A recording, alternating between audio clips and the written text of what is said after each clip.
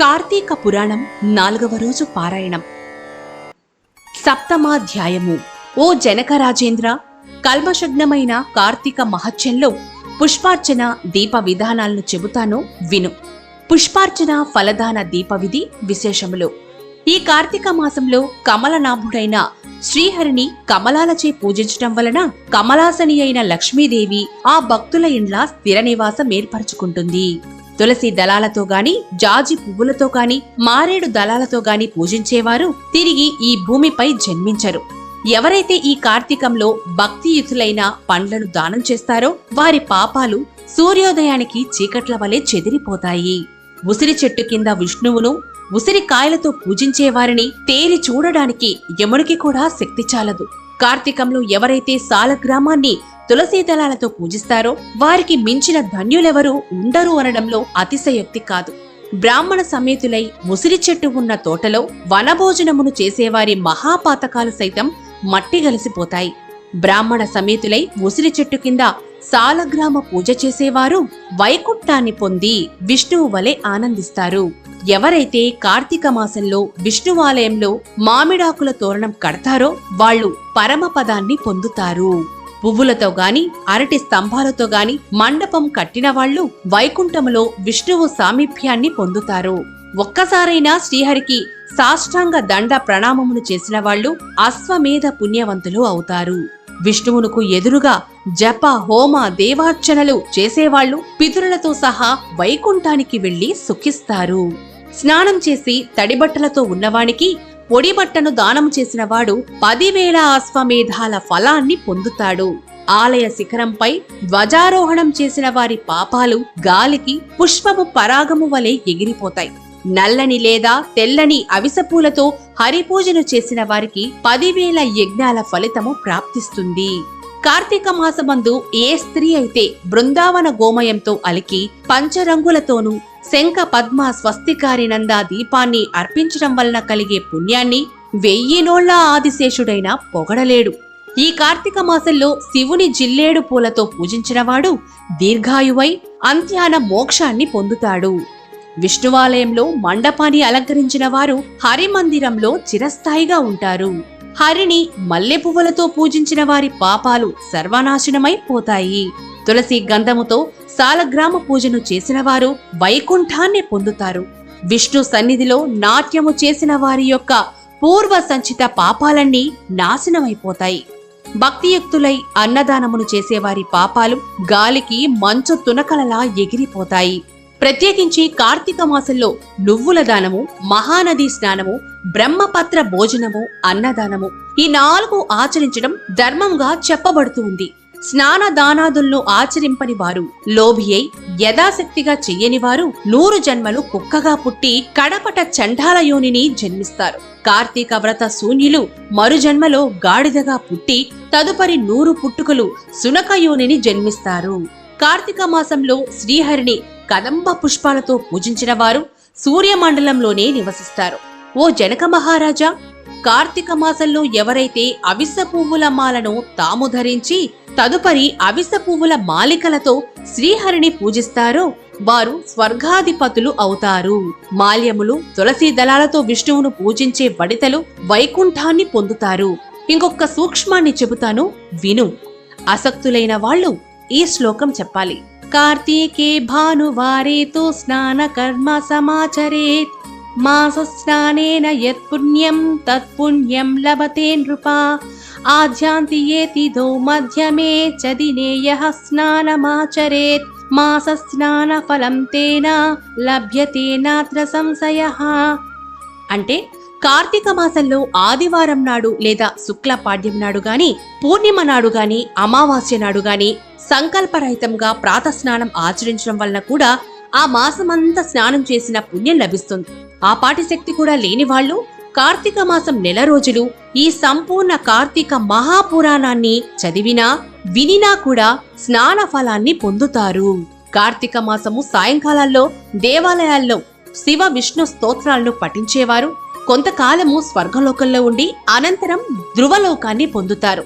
ఇలా ప్రతి కార్తీక మాసంలో ఎవరైతే హరిహరులను స్మరించకుండా ఉంటారో వాళ్ళు 7 జన్మల పాటు నక్కలుగా పుడతారు అనడంలో ఏమీ సందేహం లేదు. సప్తమాధ్య సమాప్తః. అష్టమాధ్యాయము. వశిష్ఠుడు చెప్పినదంతా విని జనకుడు ఇలా అడుగుతున్నాడు. మహర్షి, మీరు చెప్పినవన్నీ విన్న తర్వాత నాకొక సందేహం కలుగుతోంది.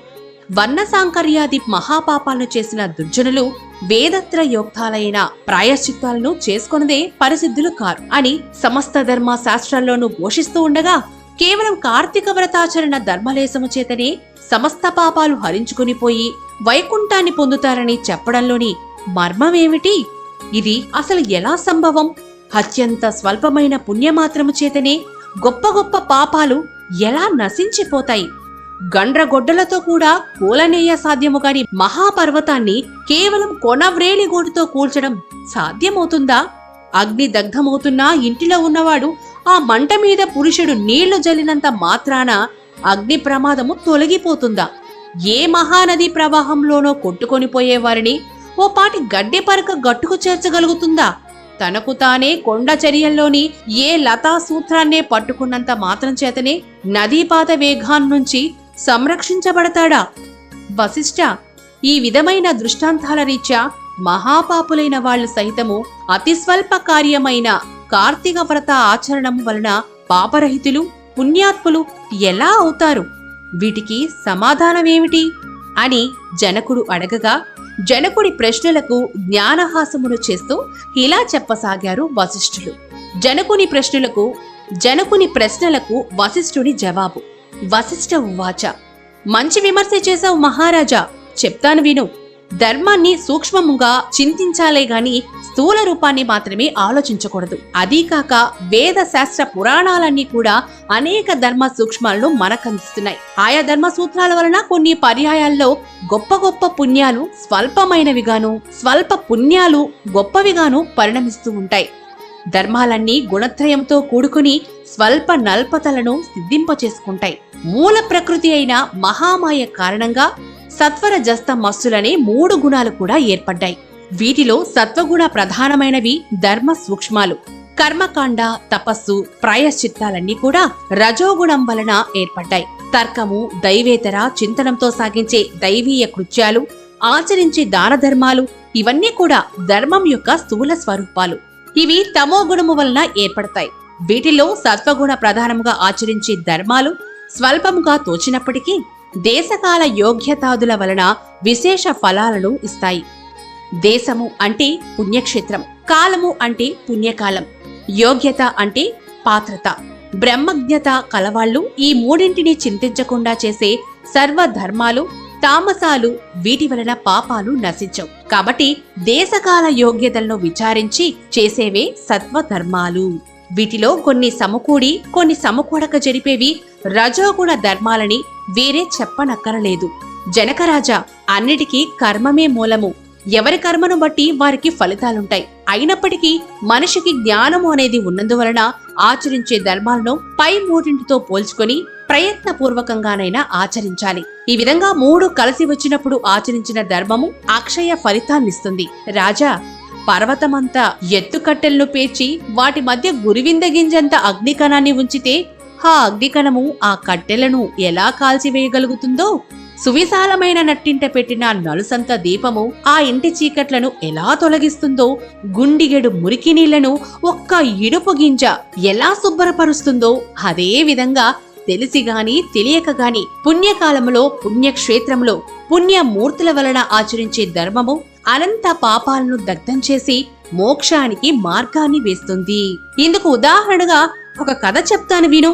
అజామిలోపాఖ్యానము. బహుబలం పూర్వం కన్యాకుబ్జ క్షేత్రవాసి స్థారక నామధేయుడైన సత్యనిష్ఠుడు అనే బ్రాహ్మణునికి అజామిలుడు అనే కుమారుడు ఉండేవాడు. వాడు పరమధురాచారుడు, దాసీ సాంగత్యపరుడు, హింసాప్రియుడిగా ఉండేవాడు. సాటి బ్రాహ్మణ గృహంలోని ఒకానొక దాసితో సాంగత్యమును పెట్టుకొని తల్లిదండ్రులను మీరి ఆ దాసిదానితోనే భోజన శయనాదులన్నిటినీ నిర్వర్తిస్తూ కామాంధుడై వైదిక కర్మలన్నిటినీ విడిచిపెట్టి కేవల కామాసక్తుడై ప్రవర్తించసాగాడు. తద్వారా బంధువులంతా అతన్ని వదిలేశారు. కులము వాళ్లు వెలివేశారు. అందువల్ల ఇల్లు వదిలిపెట్టి వెళ్ళిపోవలసి వచ్చిన అజామిలుడు చండాలపు వాడలోని ఒకానొక దాసీదానితో కాపురం పెట్టి కుక్కలను మృగాలను ఉచ్చులు వేసి పట్టుకునే వృత్తితో బతికకే జనాలలో లీనమై మధుమాంస సేవన లోలుడై కాలమును గడపసాగాడు. ఇలా ఉండగా ఒకనాడు అతని ప్రియురాలైన దాసీది కళ్ళు తాగడం కోసం తాటి చెట్టునెక్కి కొమ్మ విరగడం వలన కింద పడి మరణించింది. అజామిలుడు అమితంగా దుఃఖించాడు. అప్పటికే ఆ దాసీదానికి యవ్వనవతి అయిన కూతురు ఉంది. మహాపాపాత్ముడు మహాకామాంధుడు అయిన అజామిలుడు తనకి కూతురు వరసని కూడా తలచకుండా ఆ పిల్లనే వరించి ఆమెతోనే కామోపభోగాలను అనుభవించసాగాడు. కాముకుడైన అజామిలుడు తన కూతురి యందే అనేక మంది బిడ్డలను పొందాడు. కాని వాళ్ళందరూ కూడా పసికంతులుగా కడతేరిపోగా కడగా పుట్టి మిగిలిన బిడ్డకు నారాయణ అని నామకరణం చేసి అత్యధిక ప్రేమతో పెంచుకోసాగాడు. తాను తింటున్నా నిద్రిస్తున్నా ఏం చేస్తున్నా సరే సతతం అతనినే స్మరించుకుంటూ నారాయణ నారాయణ అని పిలుచుకుంటూ తన్మయుడవుతూ ఉండేవాడు. కాలము గడిచి అజామిలుడు కాలము చేసే సమయం ఆసన్నమైంది. అతడిలోని జీవుణ్ణి తీసుకొని పోయేందుకు గాను ఎర్రని గడ్డములు మీసములు కలిగి చేత దండపాసాలను ధరించిన భయంకర రూపులైన యమదూతలు వచ్చారు. వారిని చూస్తూనే గడగడలాడిపోయిన అజామిలుడు ఆ ప్రాణవసాన వేళ కూడా పుత్రవాత్సల్యాన్ని విరమించుకోలేక ఎక్కడో దూరంగా స్నేహితులతో ఆటల్లో మునిగి ఉన్న కుమారుని కోసమై నారాయణ, ఓ నారాయణ, తండ్రి నారాయణ అని పలుమార్లు పిలవసాగాడు. ఆ పిలుపు అతని కొడుకుకు వినపడలేదు. అతను రానూ లేదు. కాని చేరువ వచ్చిన యమదూతలు ఆ నారాయణ నామస్మరణను విని వెనుకకు జంకారు. అదే సమయంలో అక్కడ ఆవిష్కృతులైన విష్ణుదూతలు, హో యమదూతల్లారా, అడ్డు తొలగండి, ఇతడు మాచే తీసుకుని పోబడదగినవాడే కాని మీరు తీసుకుని వెళ్ళదగిన వాడేం కాదు అని హెచ్చరించారు. వికసిత పద్మాల వలె విశాలమైన నేత్రాలు కలవాళ్లు పద్మమాలాంబర వసనులు అయిన ఆ పవిత్ర విష్ణు పారిషదులను చూసి విభ్రాంతులైన యమదూతలు, అయ్యా మీరెవరు? యక్ష గంధర్వ సిద్ధ చారణ కిన్నెర విద్యాధరులలో ఏ తెగకు చెందినవారు? మా ప్రభువైన యమధర్మరాజుకు మాకు విధించిన ధర్మము రీత్యా తీసుకుని వెళ్ళనున్న ఈ జీవుణ్ణి మీరెందుకు తీసుకుని వెళుతున్నారు అని అడగడంతో విష్ణుదూతలు ఇలా చెప్పసాగారు. ఏవం శ్రీస్కంద పురాణంతర్గత కార్తీక మహత్యే సప్తమ అష్టమ అధ్యాయం సప్తమాష్టమాధ్యాయములు 4వ రోజు పారాయణము సమాప్తము. ఓం నమః శివాయ.